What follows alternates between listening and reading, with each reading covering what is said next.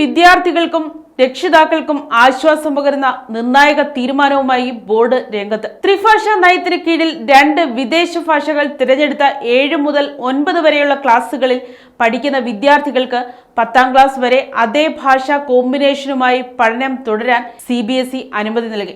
ലക്ഷക്കണക്കിന് വിദ്യാർത്ഥികൾക്ക് ആശ്വാസമേകുന്നതാണ് ഈ തീരുമാനം. 2020 ദേശീയ വിദ്യാഭ്യാസ നയം നടപ്പിലാക്കുന്നതിന്റെ ഭാഗമായി ജൂലൈ 1 മുതൽ 9ാം ക്ലാസ് വിദ്യാർത്ഥികൾ 2 ഇന്ത്യൻ ഭാഷകൾ ഉൾപ്പെടെ 3 ഭാഷകൾ നിർബന്ധമായും പഠിക്കണമെന്ന് CBSE നേരത്തെ പ്രഖ്യാപിച്ചിരുന്നു. എന്നാൽ ഈ തീരുമാനം വിദ്യാർത്ഥികൾക്കും രക്ഷിതാക്കൾക്കുമിടയിൽ വലിയ ആശങ്കയ്ക്ക് വഴിവെക്കുകയും തുടർന്ന് പലരും കോടതിയെ സമീപിക്കുകയും ചെയ്തിരുന്നു.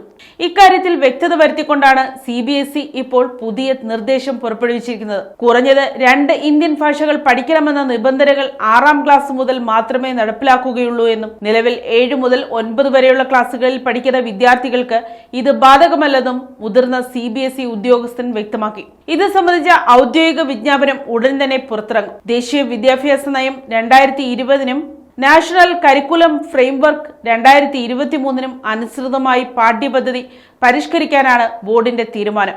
ഇതിന്റെ ഭാഗമായി മെയ് മാസത്തിൽ പുറപ്പെടുവിച്ച സർക്കുലർ പ്രകാരം വിദേശ ഭാഷ പഠിക്കാൻ ആഗ്രഹിക്കുന്ന വിദ്യാർത്ഥികൾക്ക് 2 ഇന്ത്യൻ ഭാഷകൾ പഠിച്ചതിനു ശേഷം മാത്രം 3ാമത്തെ ഭാഷയായോ അധികമായി 4ാമത്തെ ഭാഷയായോ അത് തിരഞ്ഞെടുക്കാവുന്നതാണ്. കൂടാതെ ഈ അധ്യയന വർഷം മുതൽ ത്രിഭാഷ ഫോർമുല ഘട്ടം ഘട്ടമായി നടപ്പിലാക്കാനും 9ാം ക്ലാസ്സിൽ ഗണിതം, ശാസ്ത്രം എന്നീ വിഷയങ്ങളിൽ 2 തലത്തിലുള്ള പഠന രീതി കൊണ്ടുവരാനും നേരത്തെ തീരുമാനിച്ചിരുന്നു. News desk, Kottarakkara media.